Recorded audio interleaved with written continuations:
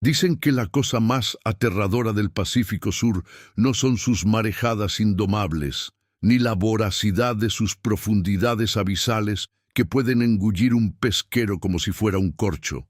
Mienten, lo más aterrador es la música, una melodía que desgarra la negrura de la noche chilena, fría y salada, con una cadencia tan antinatural que congela la sangre antes de que la temperatura ambiente lo haga. Yo llegué a Cabo Frío, una caleta olvidada entre rocas de basalto negro en la región de los lagos, buscando el silencio. Soy oceanógrafo acústico. Mi trabajo es escuchar el mar, entender sus patrones, mapear sus criaturas invisibles. Pero aquí, en este rincón donde la Camanchaca, esa niebla costera densa y húmeda que se pega a los huesos, es un residente permanente, el mar no ofrece silencio. Ofrece una advertencia estructurada, un lamento tan denso y detallado que bordea lo operístico, pero totalmente carente de humanidad. La particularidad de esta música, este canto de sirenas, no reside en su belleza mítica, ni en su capacidad de seducción, al menos no en el sentido clásico. Su horror radica en la hora y el vacío. Las sirenas, o como quieran llamarlas, los lugareños las llaman las lloronas del Quellón, solo se escuchan cuando el mar está, literal y absolutamente, vacío de presencia humana. Hay una regla no escrita, una ley de supervivencia que data de la época de los primeros colonos y pescadores de la zona. Después de las 2:30 de la mañana no queda ni un alma humana sobre la superficie del agua, ni siquiera un bote de remos a la deriva. La hora límite para estar de vuelta en el muelle de Cabo Frío es las 02:00. Los pocos rezagados que se arriesgan corren como si el frío del océano fuera a devorarlos enteros, y entonces, cuando el reloj marca las 02:37, el sonido comienza. Es una frecuencia baja, grave, que parece resonar no en el aire, sino en la misma estructura ósea de la Tierra. Es como si alguien hubiera puesto a sonar una orquesta de metales bajo una tonelada de agua salada, filtrando el sonido a través de capas geológicas y biológicas. No es el graznido de una ballena jorobada, ni el ruido industrial de un submarino lejano. Es música, melodía, patrones repetitivos, pero con variaciones que sugieren inteligencia y, lo que es más aterrador, una profunda y deliberada pena. La primera vez que la escuché, yo estaba en la caseta de observación, tratando de calibrar mis hidrófonos más sensibles. La noche era perfecta. Luna nueva, cielo cubierto, la Camanchaca, cubriendo el pueblo como un sudario gris y frío. Escuché el murmullo por primera vez, un sonido que mis equipos inicialmente filtraron como ruido de fondo o resonancia tectónica, pero persistió. Lo aislé, le di volumen, y lo que escuché me hizo sudar frío a pesar de la temperatura bajo cero. Era un lamento, sí, pero no el de un alma perdida. Era potente, exigente. Imaginen el sonido de un arpa gigante cuyas cuerdas no son de metal, sino de tendones estirados, tocada bajo el agua en una cueva sellada. Tenía una calidad metálica, casi de alarma de profundidad, pero con una modulación que imitaba el rango vocal humano, aunque en una escala mucho más baja, más profunda, como si estuviera siendo cantado por una criatura con pulmones del tamaño de barriles. El conflicto aquí no es si las sirenas existen o no. El conflicto es que existen y utilizan el sonido no para atraer a los marineros, sino para expulsarlos. Es una limpieza de espacio, un acto territorial de una crueldad metódica. Mis preguntas científicas se toparon de golpe con la pared granítica del folclor local. Cuando pregunté a don Elías, el pescador más viejo y taciturno de la caleta, sobre el ruido, su rostro curtido por el sol y el salitre se cerró de inmediato. «Es la llamada, mijo», me dijo escupiendo al suelo y ajustando su gorro de lana. «La llamada de los que están esperando abajo y no quieren visitas. ¿Esperando qué, don Elías? ¿La marea? ¿Los cardúmenes? Él se giró, y sus ojos, velados por décadas de mirar el horizonte implacable, se clavaron en mí con una severidad que no esperaba, esperando la hora en que el mar sea solo de ellos. Ellos son dueños del tiempo que nos prohíben. El mar está vacío de botes porque ellas lo dictan. Cuando cantan, la superficie es su santuario. Si interrumpe su rezo, usted es el sacrificio, y no volverá a ser un hombre, sino un instrumento. Esa noche me quedé despierto, escuchando las grabaciones. Intenté triangular la fuente usando 3 hidrófonos calibrados a diferentes profundidades y distancias de la costa. El resultado fue un fracaso humillante. El sonido parecía emanar de un radio de 3 kilómetros cuadrados simultáneamente, o peor aún, desde una fuente puntual que se movía a una velocidad inverosímil, o desde una profundidad tan extrema que las leyes de la acústica marina comenzaban a fallar. Lo que sí logré confirmar, y esto fue lo que realmente me enganchó al horror, fue la pureza de la frecuencia en la superficie. Estaba tan bien definida, tan libre de ecos o reverberaciones, que sugería que la energía acústica era inmensa, capaz de atravesar sin distorsión las capas de termoclina y la turbulencia superficial. Intenté replicar el sonido en el laboratorio. Fallé. La melodía consistía en escalas microtonales que mi oído occidental apenas podía discernir, acompañadas por pulsos rítmicos que eran demasiado lentos para ser biológicos, pero demasiado constantes para ser aleatorios. Había un patrón en la progresión, una estructura que parecía contar una historia de desposesión, de dolor antiguo. Una semana después de mi llegada, la tensión aumentó. Los pescadores, que suelen ser gente ruda e inmune al miedo supersticioso, estaban visiblemente nerviosos. El patrón de las sirenas había cambiado. En lugar de sonar una vez por noche, a las 02:37 comenzaron a sonar 2 veces. La segunda llamada era más corta, más aguda, y se presentaba exactamente a las 04:15. Esa segunda llamada era diferente. Si la primera era un lamento coral, denso y profundo, la segunda era solitaria, penetrante, casi un grito de alerta. Los ancianos de Cabo Frío se reunieron en la iglesia, una estructura de madera que olía a humedad y a cirios apagados, para discutir el cambio. Fui allí, fingiendo interés antropológico, pero buscando respuestas. Elías me ignoró, pero su esposa, la señora Rosa, que tenía la piel tan arrugada como la corteza de un viejo alerce, murmuró algo que mi mente científica tardó en procesar. 2 llamadas, susurró, agarrando un rosario de cuentas de vidrio. La primera llama a la mesa, la segunda avisa que la mesa está puesta. Cuando le pregunté qué significaba la mesa, ella se santiguó y no dijo nada más, pero la implicación fue clara. Las sirenas no solo estaban despejando el espacio, estaban cazando, esperando que la noche fuera lo suficientemente larga y fría para realizar su faena.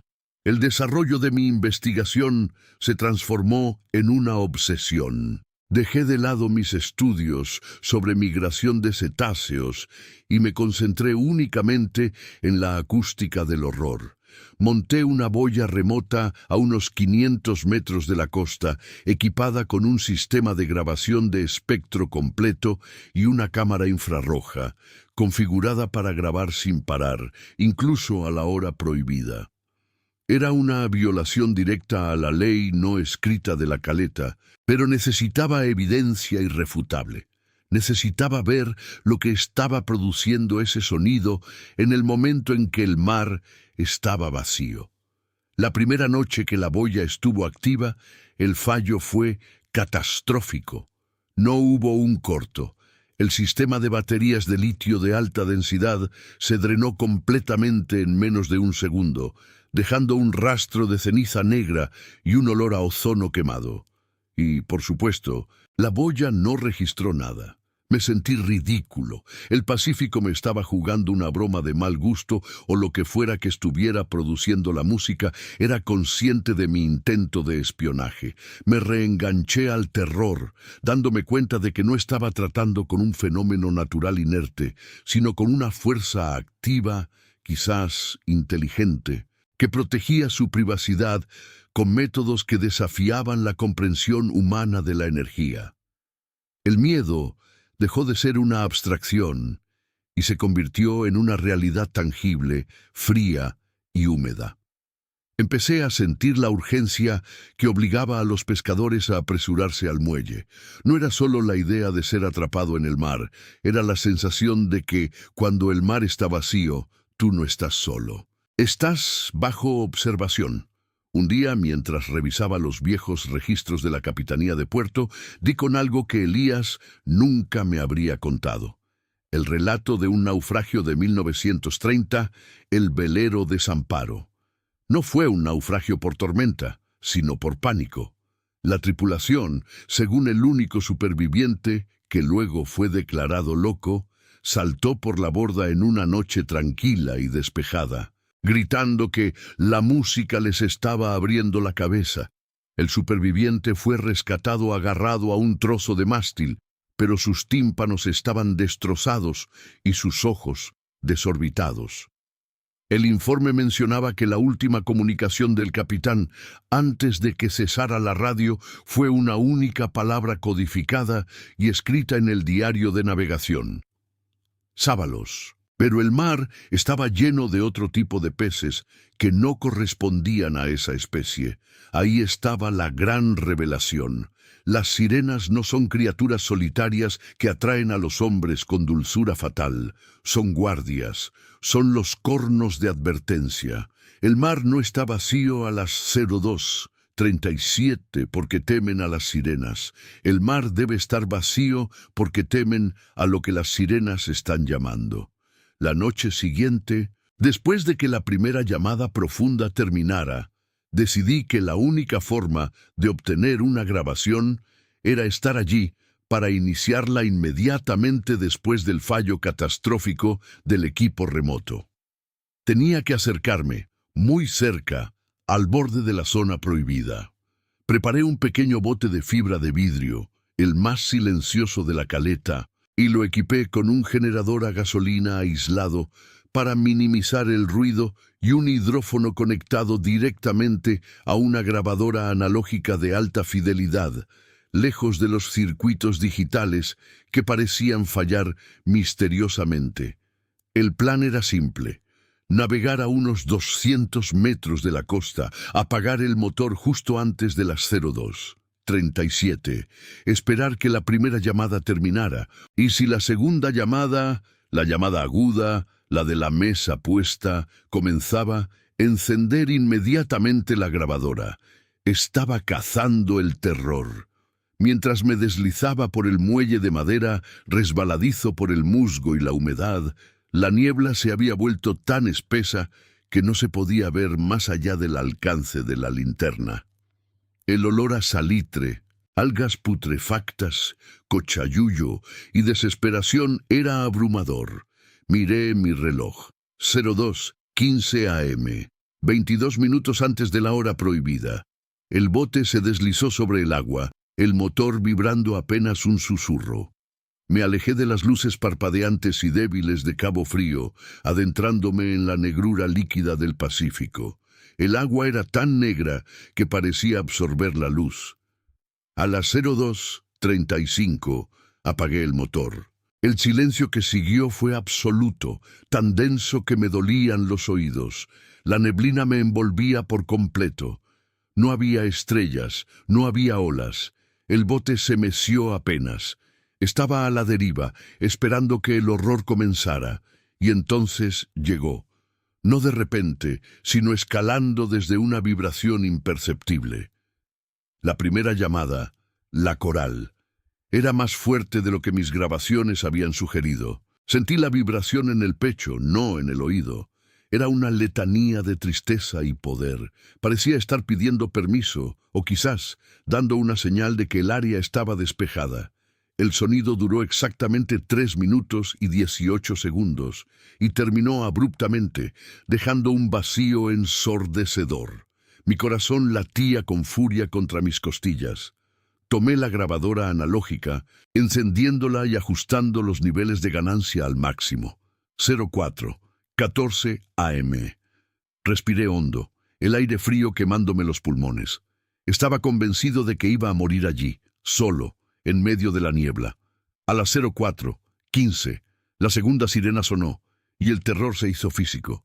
No era un lamento, era un grito agudo, chirriante, que sonaba como una cuchilla afilada deslizándose sobre vidrio. Era la voz solitaria, y era de una claridad insoportable.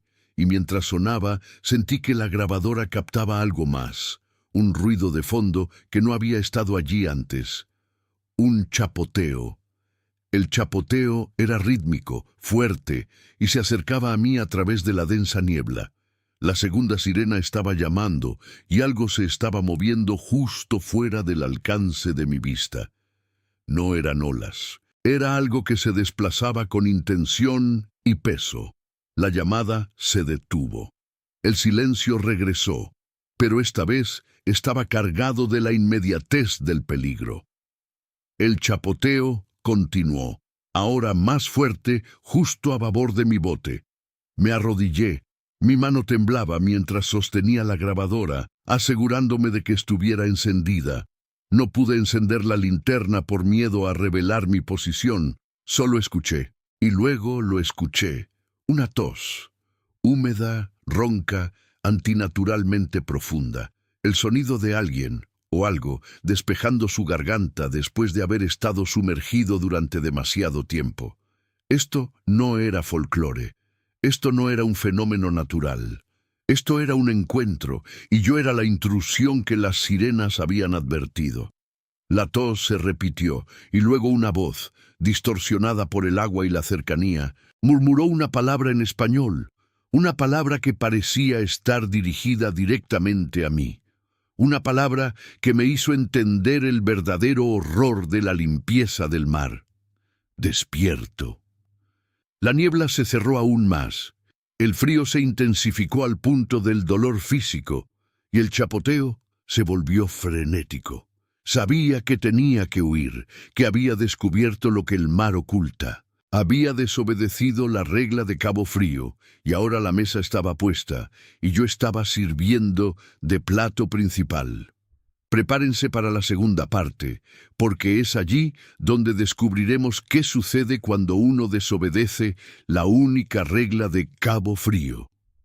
No escuchar la música, no responder la llamada y bajo ninguna circunstancia dejar que lo que está esperando en las profundidades sepa que no está solo, porque la grabadora aquella noche captó mucho más que una melodía de sirena.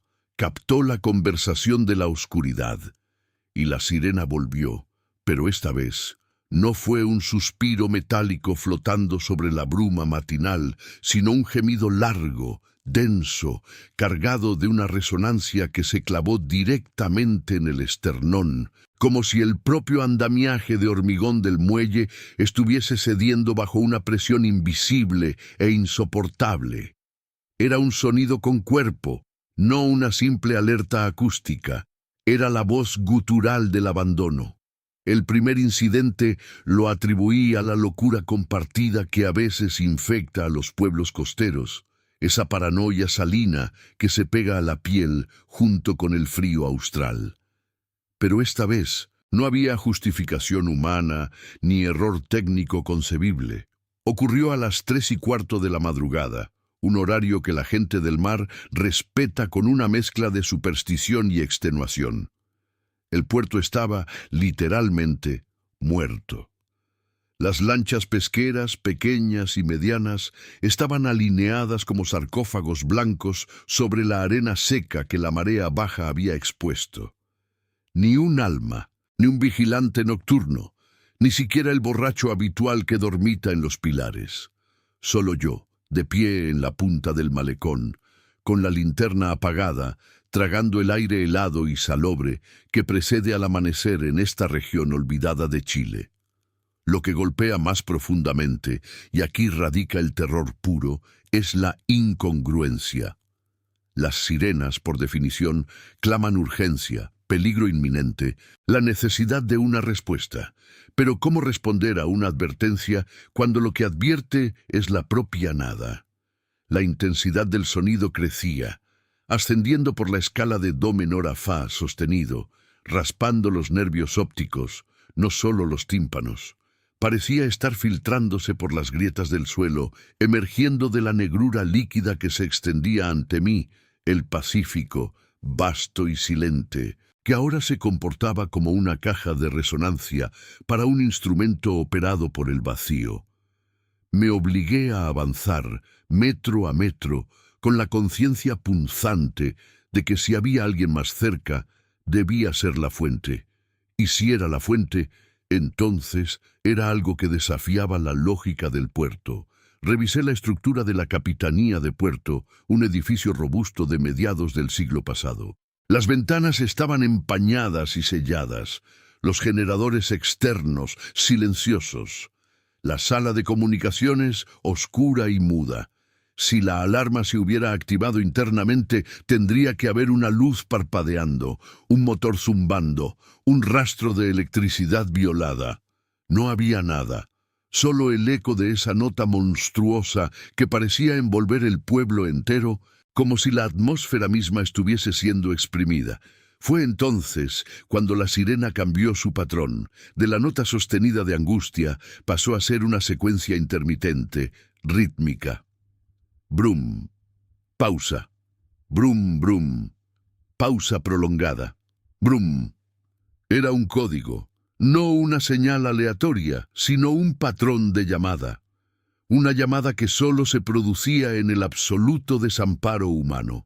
Empecé a grabar el sonido con mi teléfono, aunque sabía que el micrófono barato nunca captaría la cualidad tridimensional y opresiva de esa vibración. Sentía el sonido más en las plantas de los pies que en los oídos. Era una vibración subterránea, telúrica. Y aquí es donde tuve que recurrir a la vieja sabiduría o a la vieja locura de los pocos ancianos que aún quedan en el pueblo y que se niegan a hablar de la marea muerta. Hay una leyenda local, casi un susurro, que data de antes de que el puerto fuera un puerto, cuando solo era un caserío de pescadores de subsistencia. Ellos creían que las profundidades de esta fosa chilena no solo albergaban corrientes y criaturas ciegas, sino también el rencor solidificado de barcos perdidos y almas ahogadas. Lo llamaban el llamado del silencio. Decían que cuando la marea está en su punto más bajo y no hay embarcación a la vista, el océano se siente vacío, y en ese vacío algo que no necesita aire ni luz intenta comunicarse. Los viejos contaban que esta sirena no era una advertencia para los vivos en tierra, sino una convocatoria para los que estaban a punto de embarcarse en el viaje sin retorno. Una sirena que solo se escucha cuando el mar está limpio de testigos, porque está llamando a su presa futura. Este pensamiento me hizo dar un respingo hacia atrás. Y si el sonido era una manifestación física de la presión ejercida sobre las placas tectónicas, una liberación de gas metano que creaba un efecto de resonancia en el agua, o algo incluso más prosaico, no, porque la sirena, la noche anterior, había estado acompañada de un olor que no era de salitre, ni de aceite de pescado, ni de algas podridas. Era un olor metálico, ferroso, como el de la sangre oxidada, que ahora recordaba con una claridad aterradora. Decidí que la respuesta no estaba en la capitanía moderna, sino en los restos de la antigua posta de control, una pequeña cabaña de madera podrida cerca de la base del acantilado, clausurada desde el gran terremoto de 1960. El camino era traicionero, cubierto de guijarros resbaladizos y basura marina, pero la necesidad de encontrar un registro, un testimonio histórico de esta anomalía, me impulsó. La sirena me siguió, o mejor dicho, no me siguió, sino que se mantuvo fija, un faro de sonido estático mientras yo me movía a través de la oscuridad. Parecía querer anclarme, evitar que me alejara de la orilla. La calidad del sonido era tan poderosa que el frío del cuerpo se sentía desplazado por una especie de fiebre interna, una trepidación que hacía que la vista se me nublara en los bordes. Al llegar a la cabaña, tuve que forzar la cerradura oxidada con una palanca que encontré entre las rocas. El interior estaba devastado, telarañas gruesas como paños, moho verde y negro, y el aire espeso, rancio, cargado con el perfume dulce y enfermizo de la decadencia. Sin embargo, en un rincón, bajo una capa de cartones mojados, encontré un pequeño escritorio de roble, milagrosamente intacto, y en él un cajón cerrado. El cajón cedió con un crujido. Adentro no había oro ni joyas, sino lo que buscaba con una desesperación que ahora entendía. Un libro de registro encuadernado en cuero, las páginas amarillentas y frágiles. Un testimonio de la rutina marítima de hace 70 u 80 años. Abrí el libro con manos temblorosas. Los primeros asientos eran monótonos. Registro de entradas y salidas de goletas, condiciones del tiempo, reportes de capturas. Pero al llegar a una sección marcada a mano, con la fecha de 1947, el tono cambió abruptamente.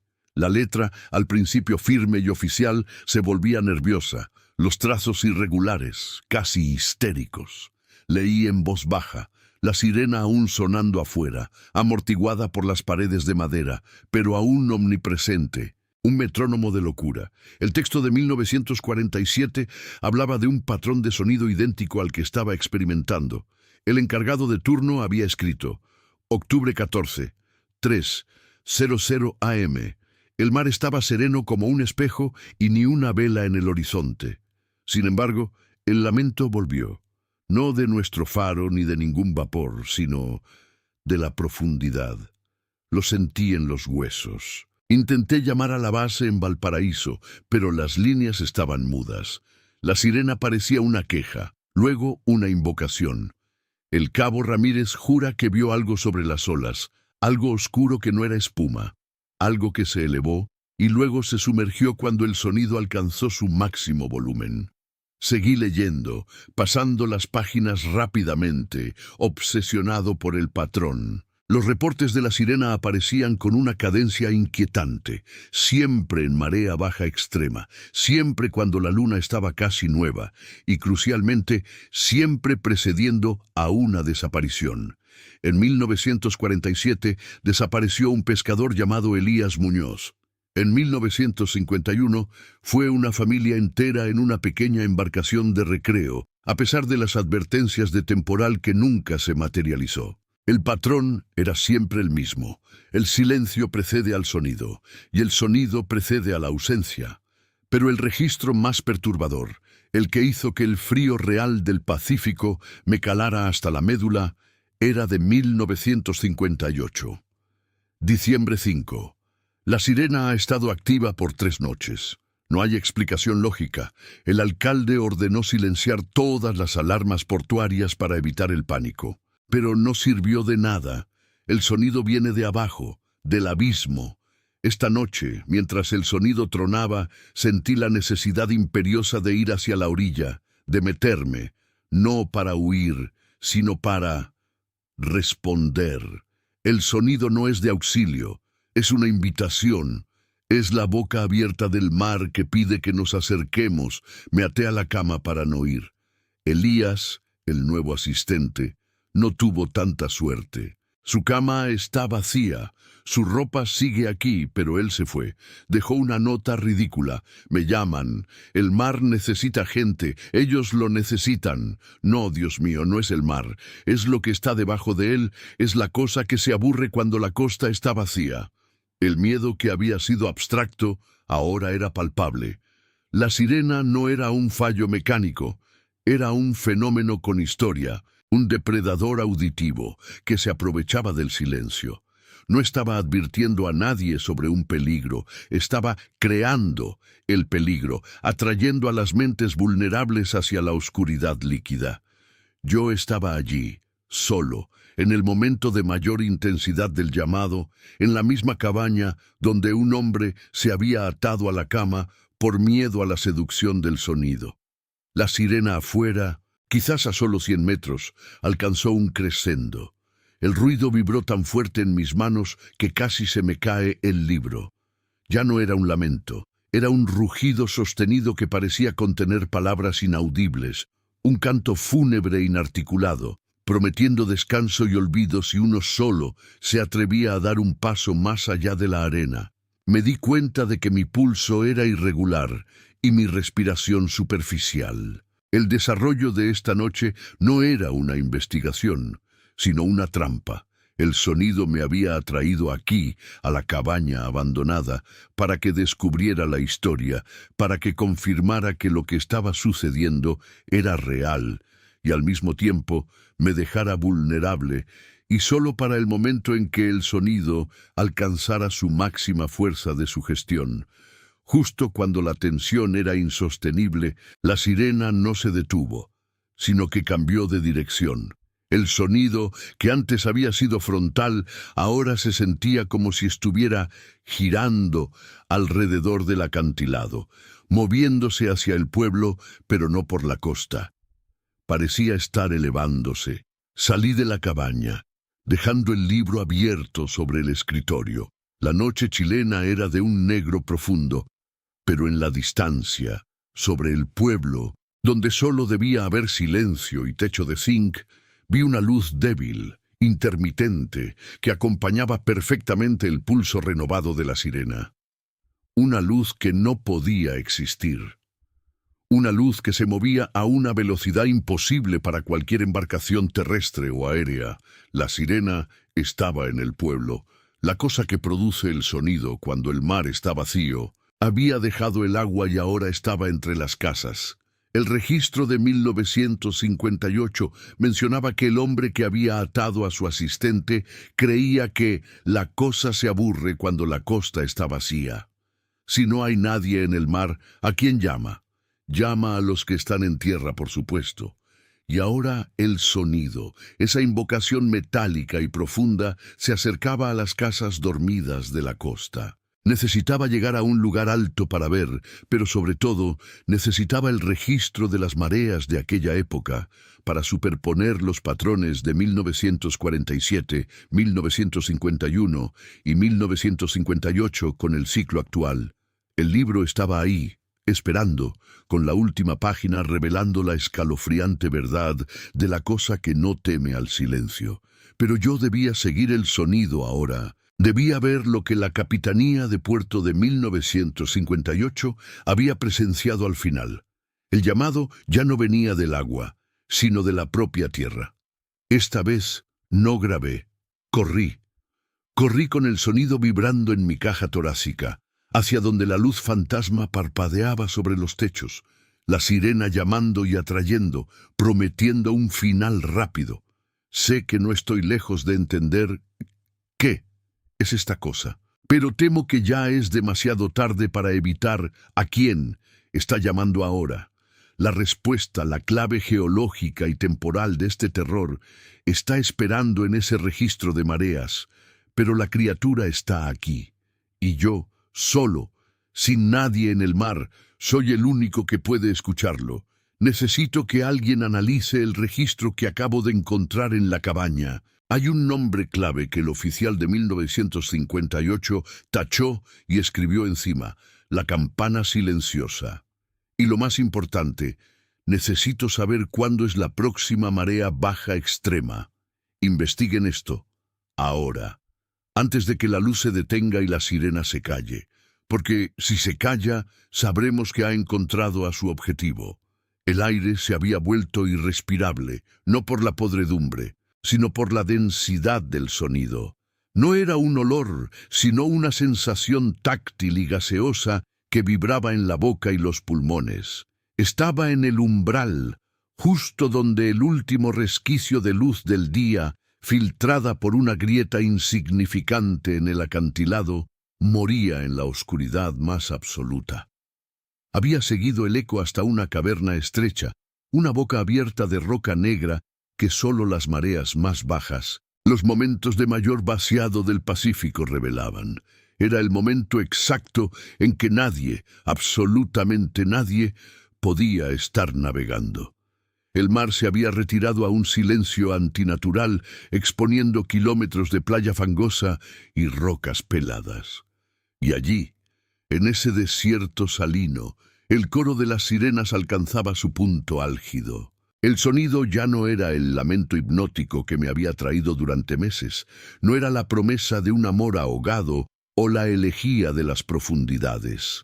Se había transformado en algo mecánico, áspero, un aullido de sierra húmeda que rasgaba el tímpano y parecía querer moldear la estructura de mis huesos. Me di cuenta de que mi corazón latía no por mi cuenta, sino al ritmo de esa pulsación sonora, una sístole y diástole de pánico puro. Avancé, arrastrándome por la grieta. El suelo era un limo resbaladizo mezclado con fragmentos de conchas trituradas, y para mi horror, pequeños huesos blanqueados y redondeados por el vaivén eterno de las olas. La humedad chilena, fría y penetrante, calaba hasta la médula. Y entonces el espacio se abrió. No a una gruta submarina de leyenda, ni a un templo de basalto pulido. Se abrió a una cámara natural, un hueco en la base del acantilado tan grande como una catedral, pero completamente desprovisto de majestuosidad. Era un espacio de desesperación geológica. El techo era tan alto que desaparecía en la oscuridad, y el suelo, un vasto plano inclinado, descendía hacia un pozo central. El sonido era insoportable aquí. Era como estar dentro de la caja torácica de un ser gigante que utilizaba mis propios órganos como resonadores. Me cubrí los oídos, pero la vibración viajaba por mis dientes, por la planta de mis pies, y fue la primera vez que vi la fuente. No eran criaturas nadando, ni mujeres con cola de pez, ni siquiera un ente único. El origen de la sinfonía era una estructura. En el centro de esa inmensa cámara, anclada en el lodo y la roca viva, había una formación que desafiaba toda lógica biológica o ingenieril. Parecía orgánica y artificial a la vez. Era una masa palpitante de material grisáceo y viscoso, cubierta de algas iridiscentes y algo que, con el corazón en la garganta, reconocí como tejido humano degradado. Miles, quizás decenas de miles, de pequeñas bocas, circulares y sin labios, estaban distribuidas por toda esa superficie. Eran como orificios de respiración, y de cada uno de ellos emanaba la nota específica que, sumada a las demás, creaba el coro distorsionado de la sirena. Me acerqué, obligado por una curiosidad mórbida que anulaba el instinto de supervivencia. La luz de mi linterna, un haz débil y tembloroso, reveló el verdadero horror de la composición. Esas no eran solo bocas, eran restos de cráneos, mandíbulas y huesos de la cara, todos ellos incrustados como ostras grotescas en la masa principal. Eran los desaparecidos, eran los pescadores que la costa reclamaba en cada temporal, los marineros cuyos botes se habían volteado en el Cabo de Hornos, los viajeros que el Pacífico Sur había decidido no devolver. Estaban allí, no muertos y en paz, sino incorporados.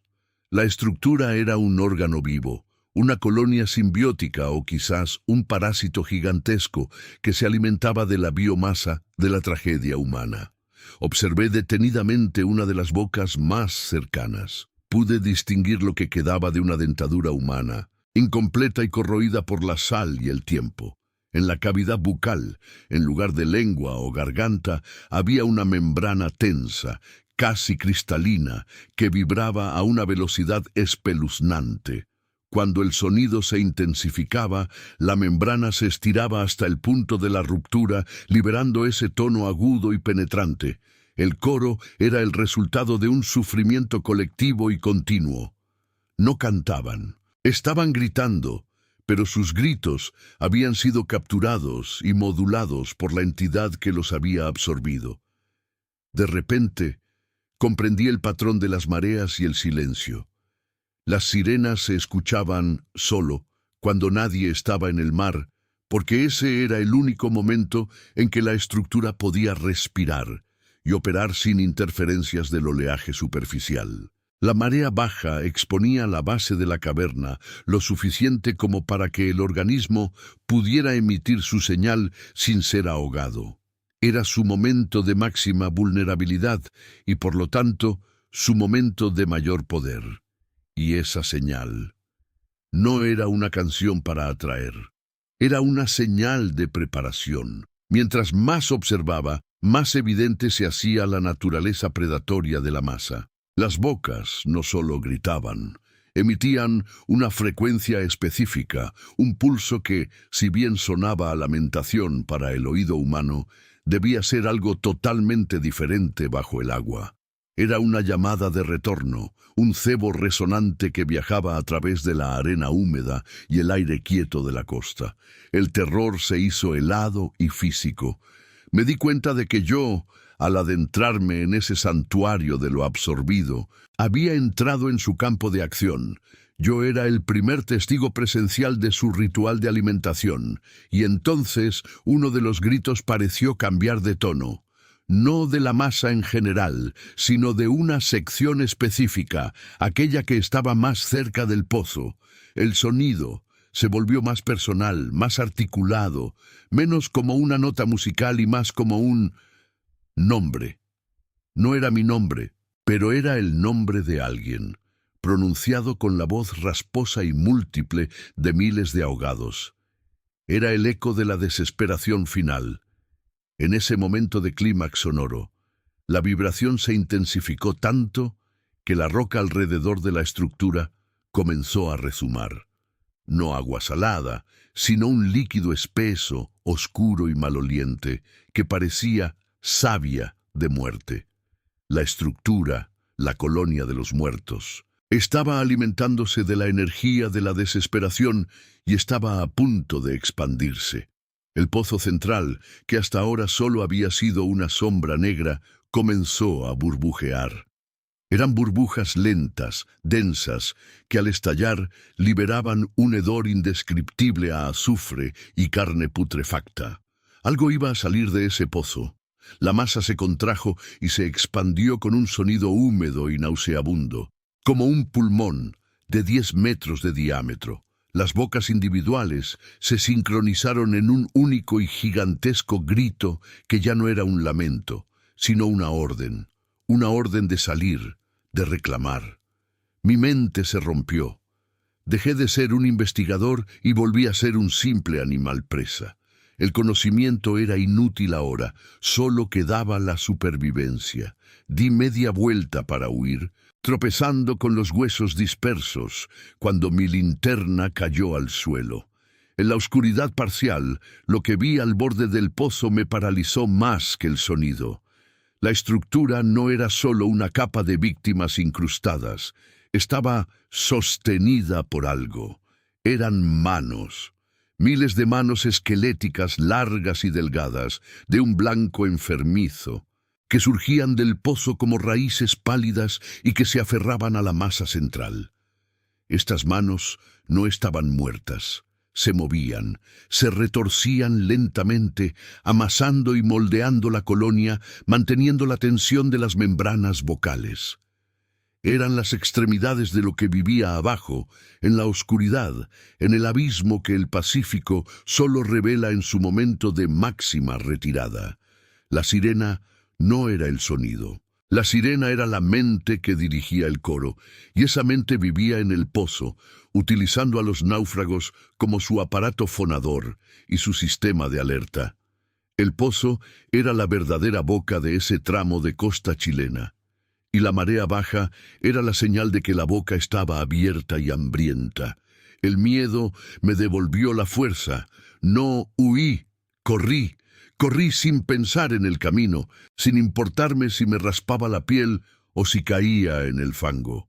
El grito de la colonia se elevó de nuevo, ahora con un tono de frustración, como si la presa se hubiera escapado justo antes de ser marcada. Alcancé la estrechez de la grieta. Tuve que deslizarme de lado, sintiendo el frío de la roca contra mi columna.